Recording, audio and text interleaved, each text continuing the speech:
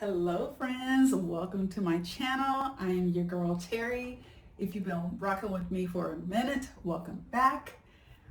So today I have another article here that is talking about embracing independence, passion, and new beginnings as part of being part of the 50 plus club. I think for a lot of us, myself included, when we're younger, we kind of see getting older as a negative as opposed to a positive. On one hand, getting older is great because it's better than the alternative, which means you cease to exist. But the other part is you see people that kind of the way that they're depicted in the media is that their bodies look kind of run down, their cognitive functions have really slowed down. And I mentioned this in a previous video that I don't think there's enough coverage for people who are between the ages of 50 and 65. It seems like there's a huge gap, a huge gap in representation is what I want to say.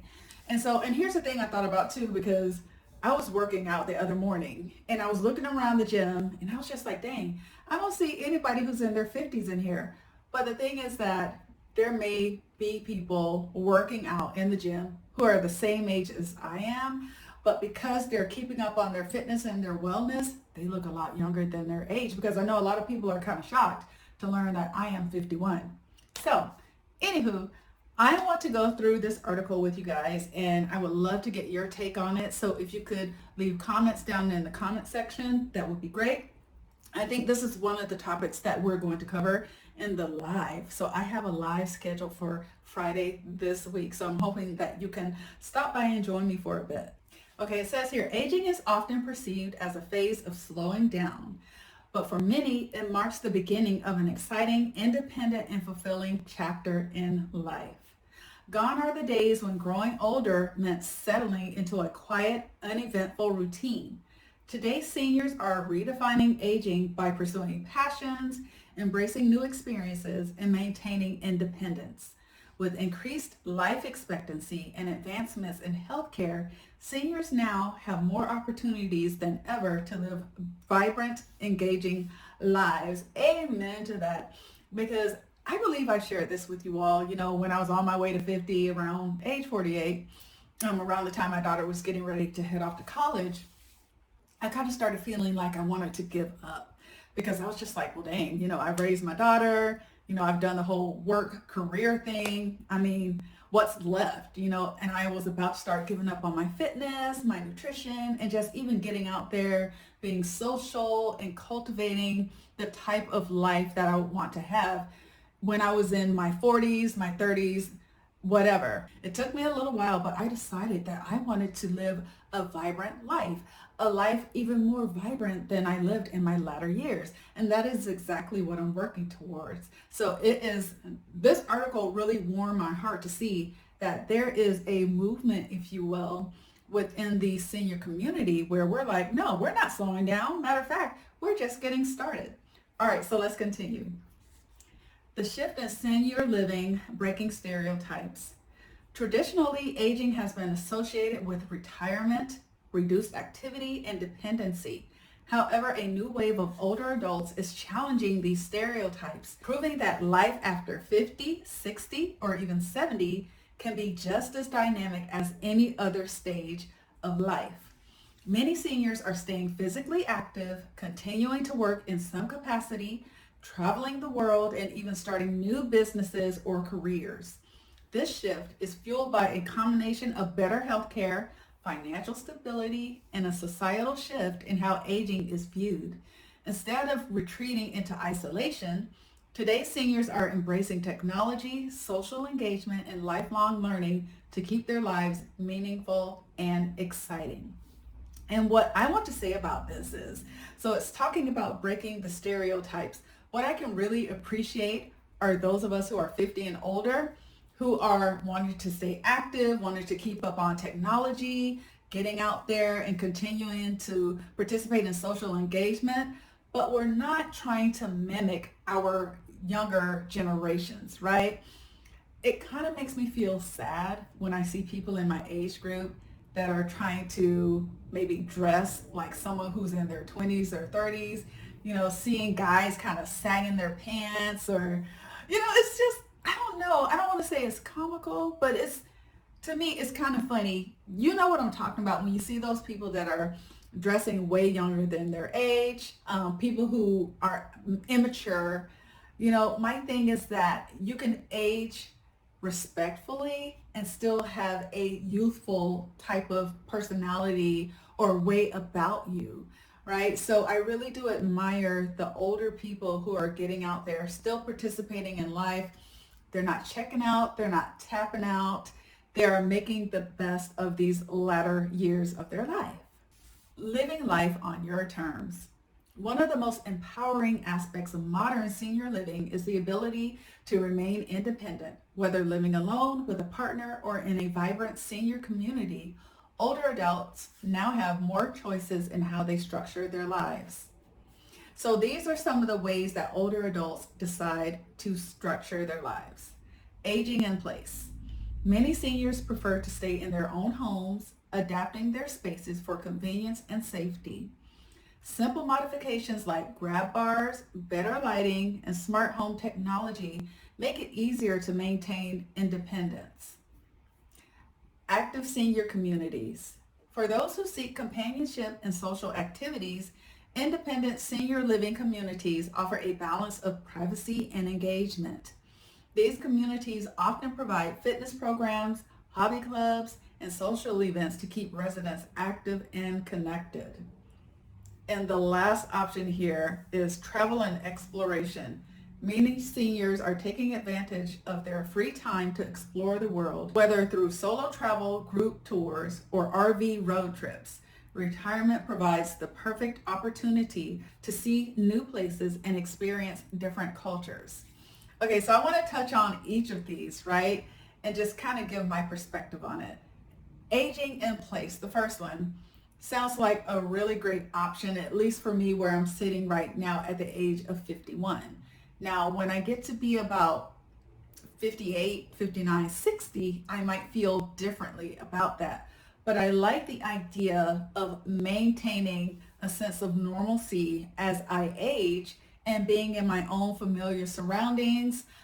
I'm not really crazy about the idea of kind of feeling like I'm cut off from the rest of society as being part of a senior community. Okay, so the second option, active senior communities. So I've visited some senior communities in Arizona, and I mean, they have the whole setup. They have the golf course, pickleball courts. It looked like a really nice setup. And they even had it to where, I'm trying to think of what it's called. So you have your living quarters, but then you also can have like a bonus home attached to it to where your family could come and stay. If you needed someone to stay and check on you, they would have almost their own apartment is what it looked like. And I thought that was a really neat setup. The only thing, again, I don't like the idea of feeling like I'm cut off from the rest of society. It was a gated community at that. And I watched a video from one woman. I think she was living in a senior home instead of a senior community. Those are two different things. But her experience, and I don't know if the senior communities would be similar, but in the senior home, it was like every other day there was an ambulance coming out there because either someone had fallen and hurt themselves or someone had passed away. And what she was saying is she felt like she was on a conveyor belt waiting to check out, and she was worried about getting close to people because a week or a month later they'd be gone. And I could see how that could affect your psyche. I don't know, again, if that's the same way that things maybe happen in senior communities, and I know that they're all different, but her experience in this senior assisted living home was not a very favorable experience. So for now, aging in place sounds good to me. Another option that sounds good to me is travel and exploration. I love to travel, and I know that as I get older, get closer to retirement, and especially when I'm retired, I will be on a fixed income. And my plan is to have passive income coming in, make money other ways that is constantly being generated, because I really do want be able to feed and fuel my travel desires. I don't want to be in a position to where I feel like I can't travel because of lack of resources. Now, if there are some type of physical restrictions, then I get that. But in the meantime, I want to continue to travel and explore. I read an article about a woman who purchased a cabin on a cruise ship and she chose to live on the cruise ship. I don't know if I would be up for something like that. I've never been on a cruise. Who knows? When I finally get to go on a cruise, maybe I'll feel differently. But I wouldn't consider travel and exploration as part of my living arrangement or living setup. It would just be an activity that I would engage in from time to time as I'm aging in place. Okay, lifelong learning, expanding knowledge and skills. The desire to learn and grow does not diminish with age. Many seniors are using their later years to explore new interests, take courses, and even earn degrees. So these are some of the options that are out there. Online and in-person courses, universities and online platforms like Coursera and Udemy offer courses tailored to older adults covering topics from history and philosophy to technology and finance.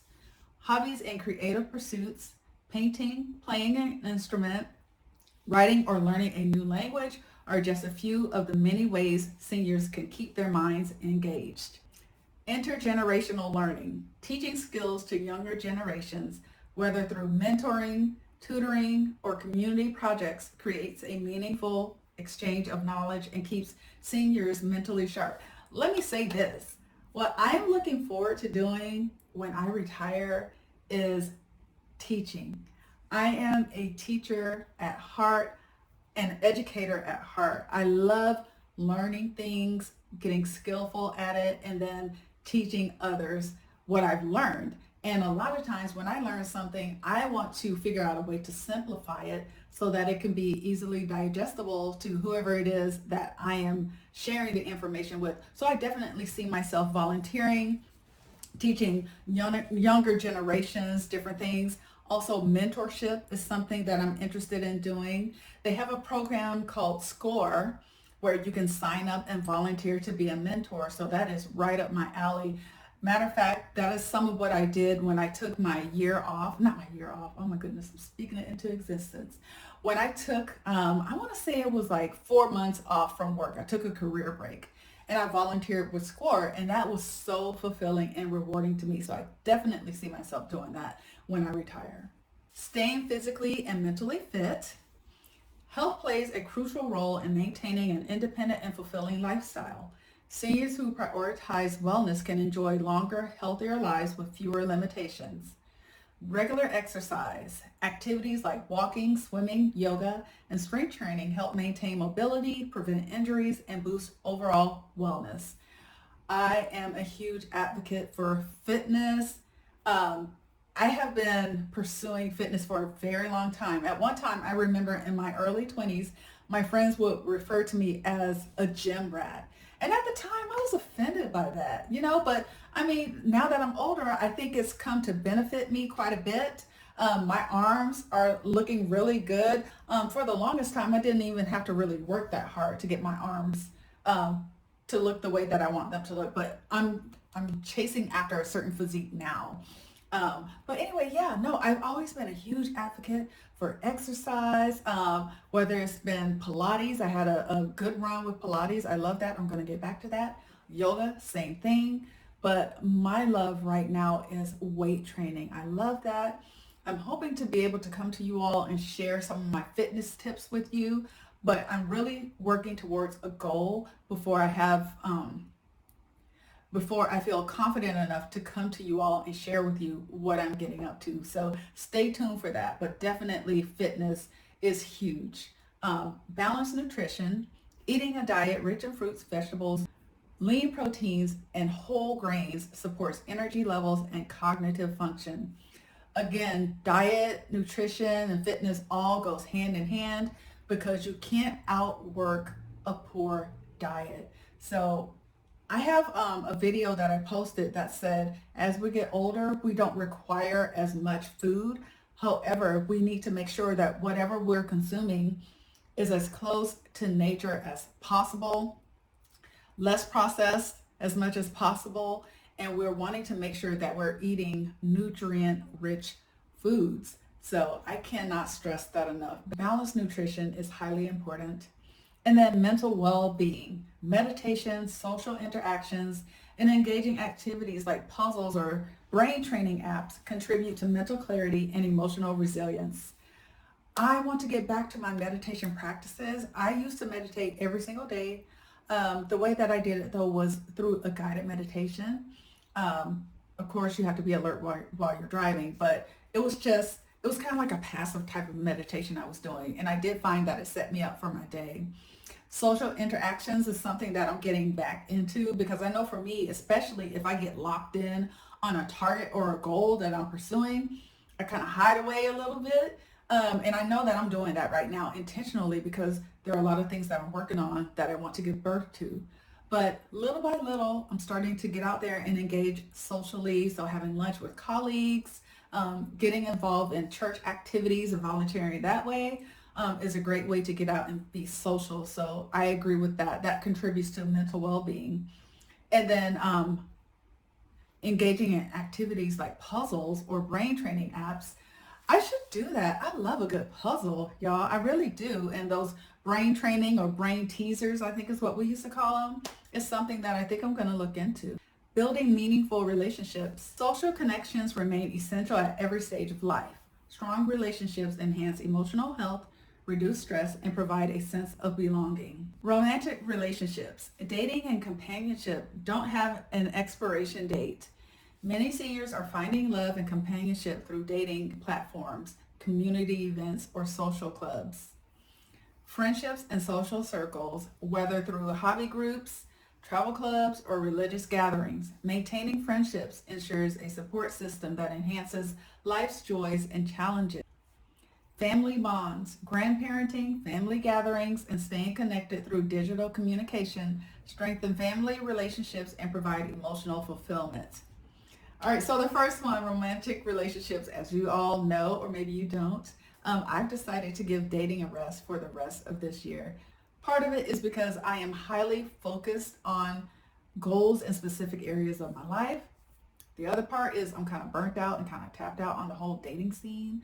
So I figure I'm going to be much better for it, giving myself that break for the next 6 to 5 months. Friendships and social circles. I will get out and engage in social activities. I am still working on building up my friendship base. I feel like I'm getting to a point of where I'm wanting to put myself out there and meet new people, form those friendships.